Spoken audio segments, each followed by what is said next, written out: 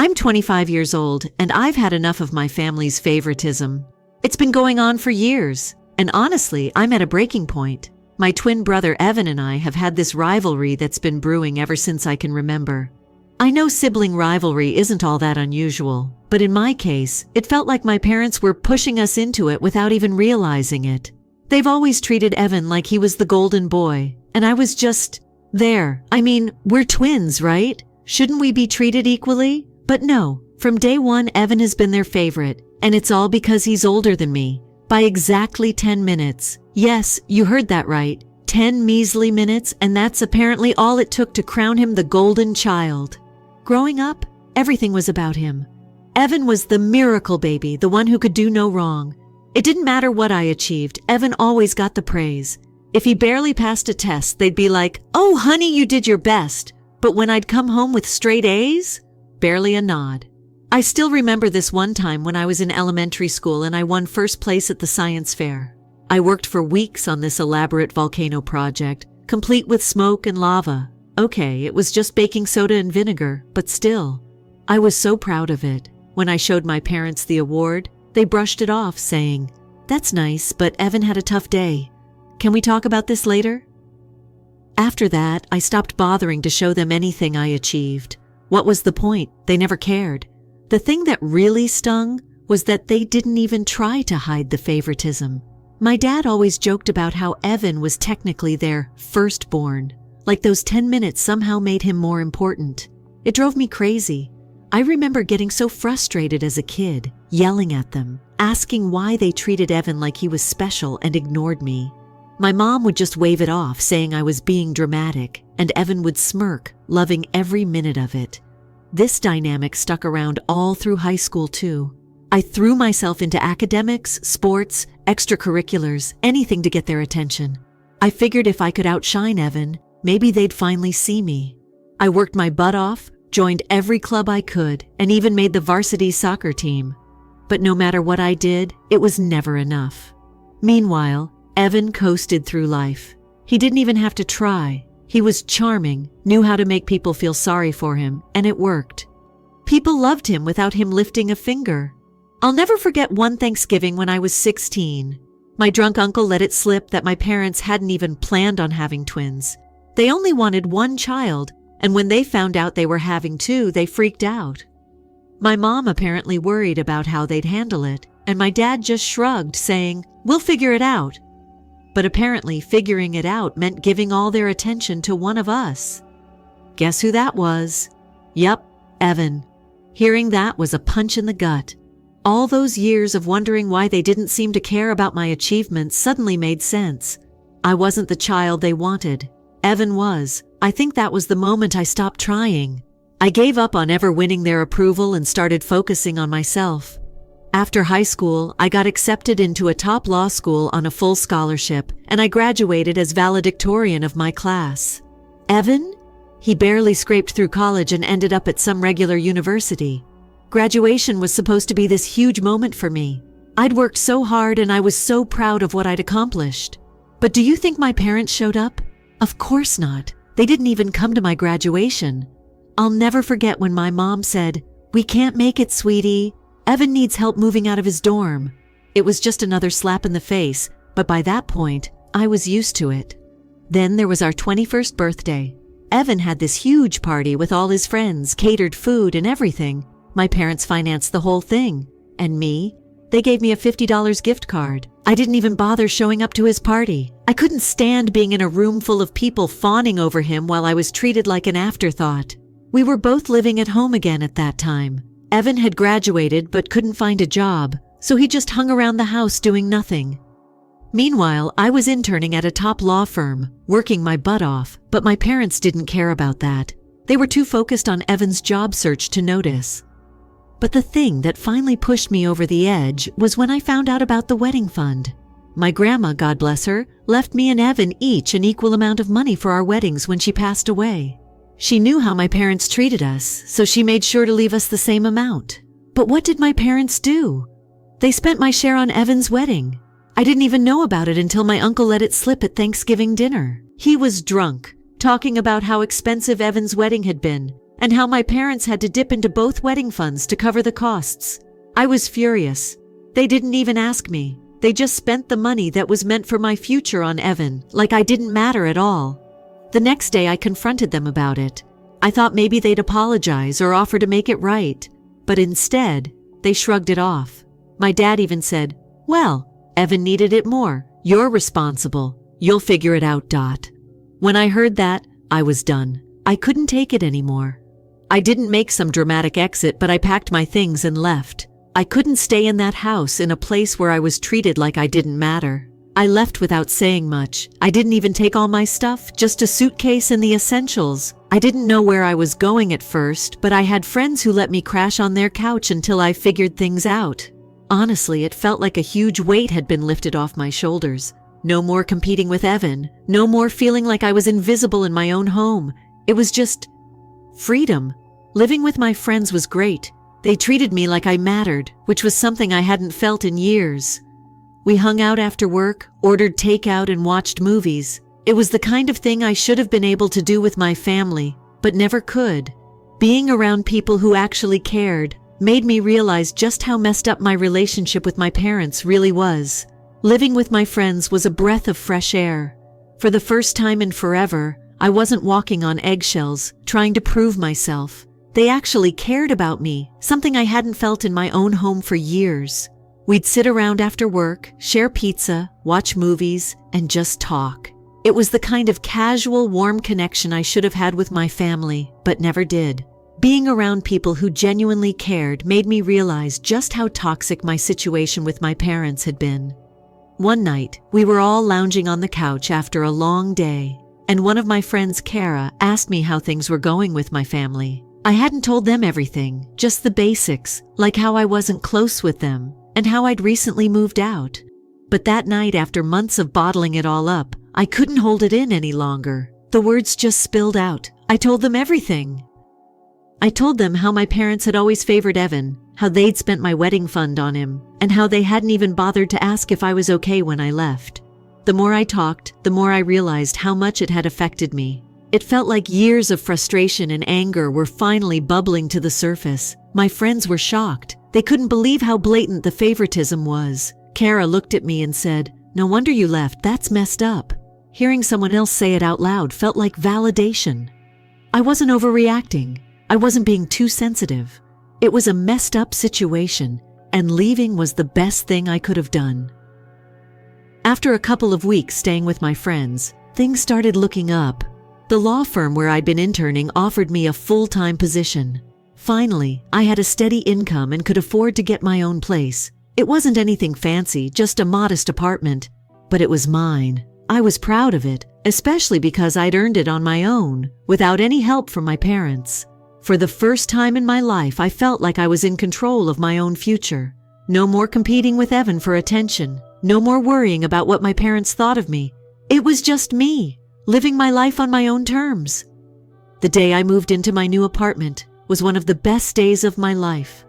I remember standing in the middle of the empty living room, looking around at the bare walls and thinking, this is it. I did this. It felt like a fresh start, a clean break from all the drama and heartache of my family. For the first time in a long time, I felt hopeful. I settled into my new life pretty quickly. Work was going great, and I was finally feeling like I had a grip on things. It wasn't just about being financially independent. It was about having control over my own life, something I never had when I was living under my parents' roof. Every small thing felt like a victory. Paying my own bills, decorating my apartment, coming home to my own space at the end of the day. It wasn't perfect, but it was mine, and I was proud of it. I hadn't spoken to my parents since the day I left. I wasn't actively avoiding them, but I also wasn't going out of my way to reconnect. They hadn't reached out, and honestly, I didn't miss them. Not really. Sure, there were moments when I'd wonder how they were doing, but it wasn't like I was sitting around waiting for them to call. Then, out of nowhere, I got a phone call from my uncle, Uncle Roy. I hadn't heard from him in years, so when his name popped up on my phone, I almost didn't answer. But curiosity got the best of me, and I picked up. "Hey, it's Uncle Roy," he said, his voice sounding strained and off, like something was wrong. "I need to talk to you about your parents." My stomach immediately dropped. I wasn't sure what to expect, but I knew it wasn't going to be good. "What's going on?" I asked, trying to keep my voice steady. "They quote, V been in an accident," he said. "A bad one. They're in the hospital." I froze. My mind was racing, trying to process what he'd just said. My first thought was, are they okay? But he kept talking, filling in the details before I could even ask. Apparently, they'd been driving home from some event when a truck hit their car. My mom was hurt, but my dad was in critical condition. They'd been in the hospital for days, and no one had bothered to call me until now. They wanted me to let you know," Uncle Roy said, his voice softer now. I think they want to see you." I didn't know how to feel about that. My parents hadn't spoken to me in over a year, and now, after everything, they suddenly wanted to see me? It didn't sit right with me, but at the same time I couldn't help but wonder if this was it, if this was the moment where things might finally change. Maybe they'd realized how unfair they'd been. Maybe they wanted to apologize to make things right. I asked Uncle Roy if Evan had been there, and of course he had. But apparently he didn't stick around for long. He was too busy with his new life, his new wife and stepkids, and didn't want to deal with all the hospital drama. Typical Evan, always making everything about him. Then came the real kicker. When Evan found out my parents didn't have health insurance, he bailed. He didn't want to ask his rich new wife for help, and he definitely didn't want to foot the medical bills himself. So, my parents were left high and dry, with no savings and no one to help them pay for the hospital expenses. And now, they were reaching out to me. The more Uncle Roy talked, the angrier I got. After everything they'd done, favoring Evan for years, spending my wedding fund on him without even asking, they had the audacity to come to me for help. They didn't want to make amends. They didn't care about me. They just needed my money. I didn't know what to say. Part of me felt guilty for even thinking about saying no. I mean, they're my parents, right? But another part of me couldn't ignore the years of being treated like I didn't matter. They hadn't cared about me in years, and now that they were in trouble, they expected me to swoop in and save them? "I don't know what to do," I finally said. It wasn't a lie. I really didn't know. Uncle Roy was quiet for a moment before he spoke again. "I get it," he said, his voice low. "I know things haven't been easy between you and your parents, but they're in a tough spot. Just think about it, okay?" I told him I would, but the second I hung up, I felt like I'd been sucker punched. No matter how far I'd come, no matter how much I distanced myself from them, they still had this way of pulling me back into their mess. For the next couple of days, I couldn't stop thinking about it. Should I help them? Should I visit them in the hospital? Was this a test, or were they really that desperate? I kept putting myself in their shoes, but it was hard. If the roles were reversed, would they help me? I wasn't so sure. I didn't tell anyone about the call at first. It felt too complicated to explain, and I didn't want my friends to think I was being heartless. But at the same time, what kind of parents ignore their child for years, only to reach out when they need financial help? It wasn't until Kara noticed I was off that I finally told someone what was going on. We were sitting in my apartment after work, just catching up, and she asked if everything was okay. I guess I wasn't doing a great job hiding my stress because she didn't let it go until I told her. I told her about the accident, the call from Uncle Roy, and how my parents expected me to cover their medical bills. She listened, nodding along, and when I finished, she said, "Honestly, I don't think you owe them anything." Hearing her say it out loud made me feel a little better, but it didn't make the decision any easier. Kara's words stuck with me. "I don't think you owe them anything." It was something I needed to hear, but it didn't make the weight of the situation any lighter. I spent the next few days feeling like I was walking through fog, stuck in a loop of indecision. Should I help them? Should I walk away? The guilt gnawed at me. I mean, what kind of daughter leaves her parents stranded after an accident? But at the same time, what kind of parents ignore their child for years and only reach out when they need something? I kept going over it in my head. I knew I didn't owe them anything, especially after everything they'd put me through. They'd spent my wedding fund on Evan. They'd treated me like I didn't exist unless they needed something. So why should I swoop in now just because they were in a bad spot?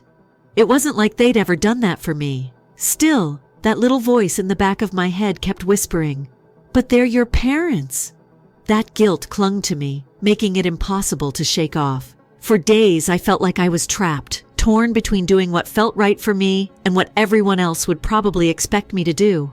But here's the thing. No one else lived through what I did. No one else grew up feeling invisible in their own home. Finally, after what felt like an eternity of indecision, I realized I couldn't keep torturing myself like this. I had to make a decision one way or another. And after thinking about it long and hard, I came to the conclusion that I couldn't help them. I wasn't going to step in and save them this time. It sounds harsh, but the more I thought about it, the more I realized this wasn't just about the accident.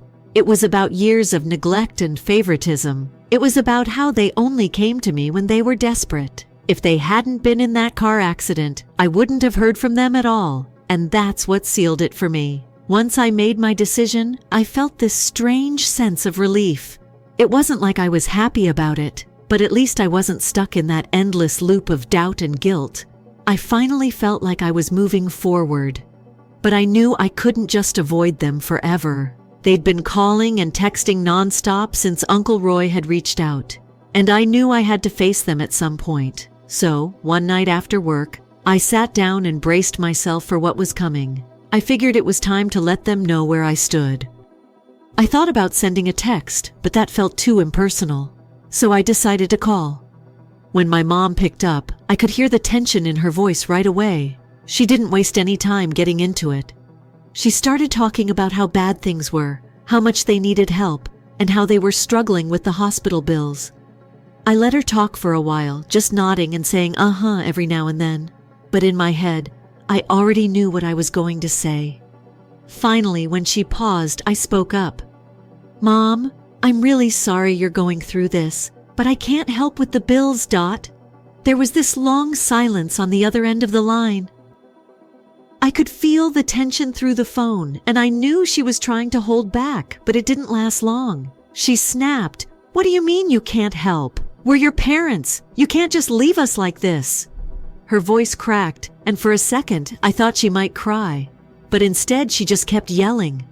I tried to explain. I told her that after everything that had happened between us, after all the years of being overlooked and ignored, I didn't feel like I owed them anything. I told her it wasn't my responsibility to fix their problems, especially when they never cared about mine. "That didn't go over well, you quote, re-ungrateful," she hissed. "After everything we've done for you, this is how you repay us?" I couldn't help but laugh a little. "Everything you've done for me, like spending my wedding money on Evan, treating me like I didn't exist unless you needed something."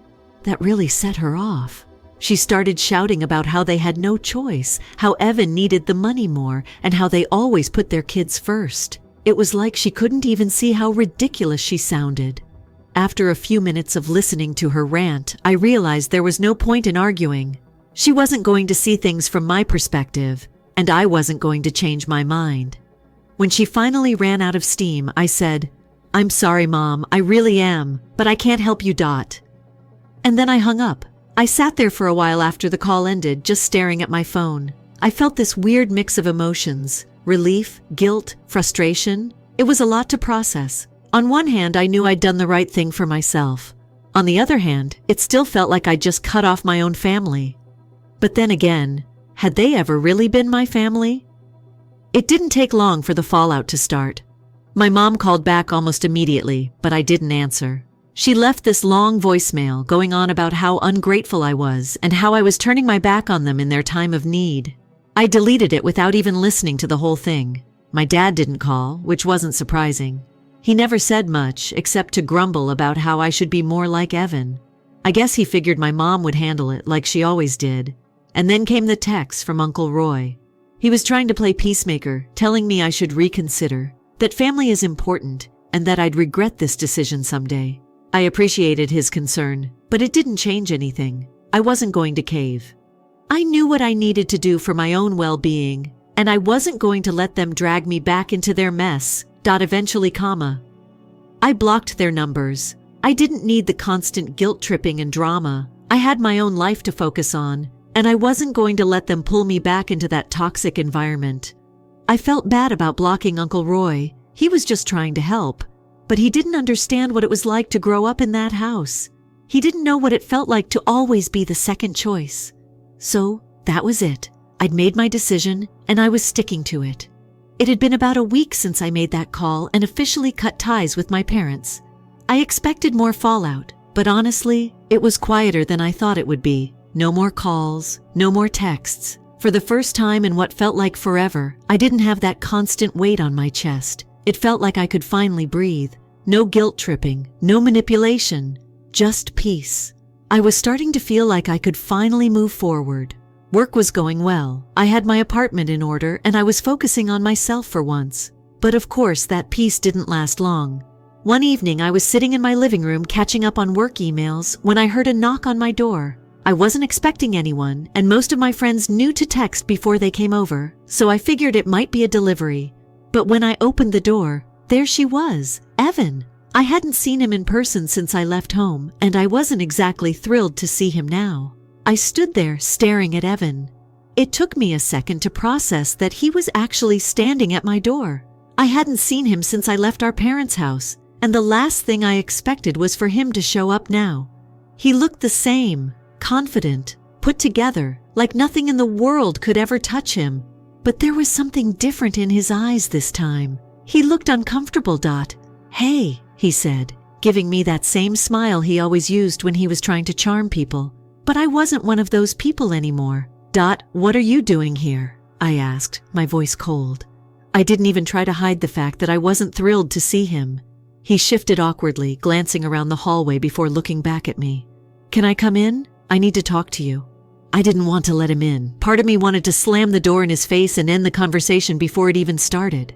But curiosity got the better of me, so I stepped aside and let him in. He walked in like he owned the place, his eyes scanning my apartment like he was judging every inch of it. It didn't bother me.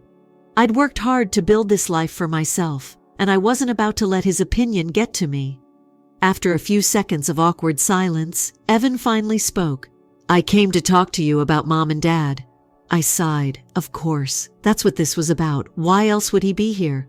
I crossed my arms and leaned against the wall. "What about them?" "They need help," he said, as if I didn't already know that. "The hospital bills are piling up and they're struggling. You know they don't have insurance." I nodded, staying calm. "Yeah, I know. But why is that my problem?" Evan looked at me like I'd just slapped him. "They're our parents, Kate. You can't just leave them to deal with this on their own." I felt the anger rising in my chest, but I kept my voice steady. "They're your parents, Evan. They've been your responsibility for years. They've treated me like I didn't matter. Why should I step in now just because things are tough for them?" He blinked, clearly not expecting that response. "I know things weren't always fair growing up, but this is different. They need us. You can't just turn your back on them." I shook my head. "You don't get it, Evan. This isn't about one incident or even the accident. This is about a lifetime of being treated like I didn't exist unless they needed something from me. Now, when they're in a bind, they're suddenly reaching out, but not to apologize, not to make things right. They just want money," Evan sighed, running a hand through his hair. "Look, I get it. I know they weren't perfect, but they're still our parents. You can't just leave them to figure this out alone." I stared at him for a moment, trying to keep my emotions in check. "You've had everything handed to you your whole life, Evan. Every time I accomplished something, they barely acknowledged it. But when you did the bare minimum, they celebrated you like you were a hero. They spent my wedding fund on you. And now, they expect me to swoop in and save the day? No, I'm done, Dot." He looked at me, his expression softening. "I didn't know about the wedding fund until after the fact. They didn't ask me. I would have said something if I'd known. I wasn't sure if I believed him, but it didn't change anything. That doesn't matter anymore. I've moved on. I've built my own life. I've been fine without them, and I don't owe them anything." Evan let out a frustrated sigh, pacing around the small space of my living room. "I'm not asking you to pay for everything. I'm just asking you to help. I've been doing what I can, but the bills are too much, Dot." And there it was. This wasn't just about Mom and Dad needing help. This was about him not wanting to deal with it all on his own. He wanted me to share the burden so it didn't fall entirely on his shoulders. I shook my head, standing firm. "No, Evan, I'm not going to step in and fix this for them. If you want to help them, that's on you. But I'm done being the one they turn to only when they need something. Evan stopped pacing and turned to face me. He looked defeated, like he hadn't expected me to stand my ground. "I thought you'd be better than this," he said quietly. I almost laughed at that. Better than this? I was finally standing up for myself and he was trying to make me feel guilty for it?